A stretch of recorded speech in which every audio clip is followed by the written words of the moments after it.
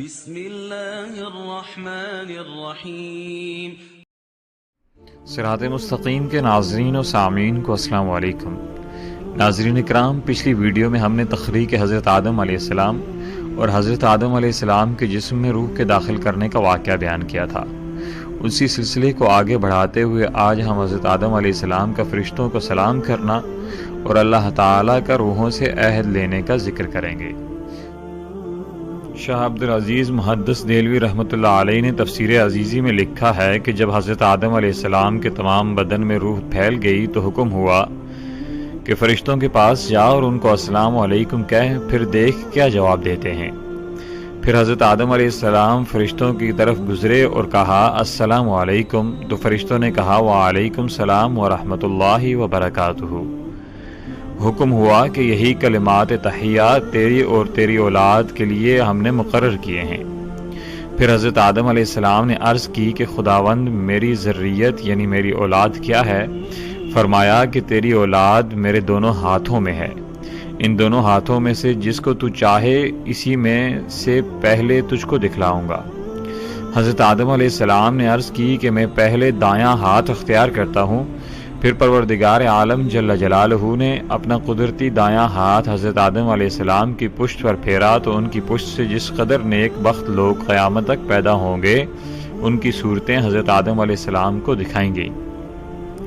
پھر دوسرا ہاتھ حضرت آدم علیہ السلام کی پشت پر پھیرا تو بدبختوں کو نکالا اور حضرت آدم علیہ السلام کو دکھلائے۔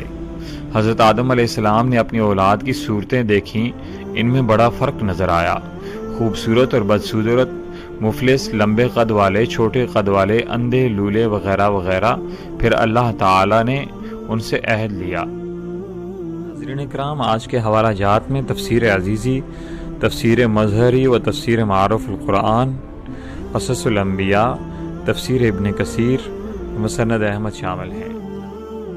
اللہ تعالی جل جلالہ نے سب نیک اور بد لوگوں کی روحوں کو حضرت آدم علیہ السلام کی پشت سے نکالا اور وادی نعمان میں عہد و پیمان کیا۔ ارشاد فرمایا کہ بتاؤ کیا میں تمہارا رب نہیں؟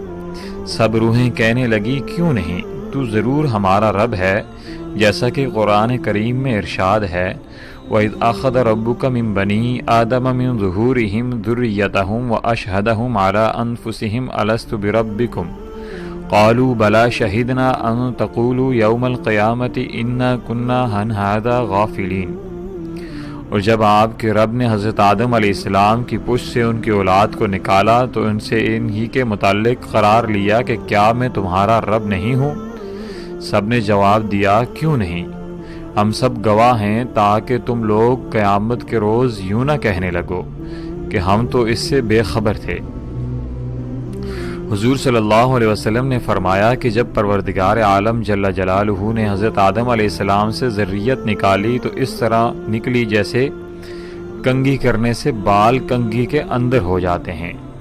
اس میثاق میں فرشتے بھی گواہ تھے۔ حضرت عمر رضی اللہ عنہ سے مروی ہے کہ حضور اکرم صلی اللہ علیہ وسلم نے فرمایا کہ اللہ تعالی جل جلالہ نے حضرت آدم علیہ السلام کو پیدا کر کے ان کی پیٹھ پر جب ہاتھ پھیرا تو ان کی اولاد نکلنا شروع ہو گئی، تو فرمایا کہ فلاں فلاں تو جنتی ہے، کیونکہ اہل جنت ہی کا سا عمل کریں گے، اور یہ دوزخی ہیں کیونکہ اہل نار کا سا عمل کریں گے۔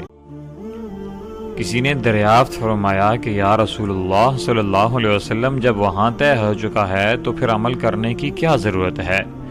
فرمایا اللہ کا وہی بندہ جنت کے لیے پیدا کیا گیا ہے جس کے عمل جنتیوں کے ہوں گے، اور دوزخی وہی ہے جو دوزخیوں کے کام کرے اور اسی عمل پر قبل از توبہ دم ٹوٹے۔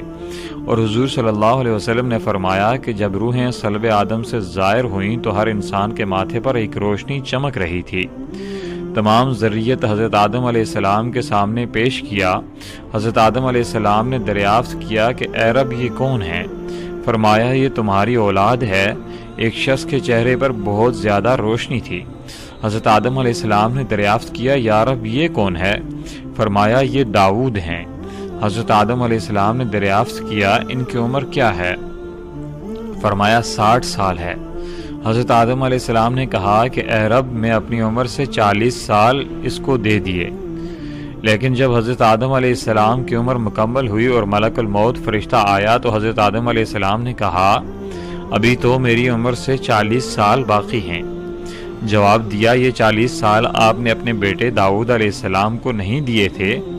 تو حضرت آدم علیہ السلام نے انکار کر دیا، کیونکہ حضرت آدم علیہ السلام بھول گئے تھے۔ یہ بھول چوک اب اولاد آدم میں بھی ہے۔ میثاق کے وعدے اور قول و قرار اور گواہی کو پروردگار عالم جل جلالہ نے حجر اسود میں امانت کر کے رکھ دیا تھا۔ حضرت علی رضی اللہ عنہ سے روایت ہے کہ جو کوئی حج کرے گا حجر اسود اس کی گواہی دے گا۔ حضرت آدم علیہ السلام نے جب اپنی اولاد دیکھی تو عرض کیا اے رب یہ دنیا میں کس طرح سمائیں گے؟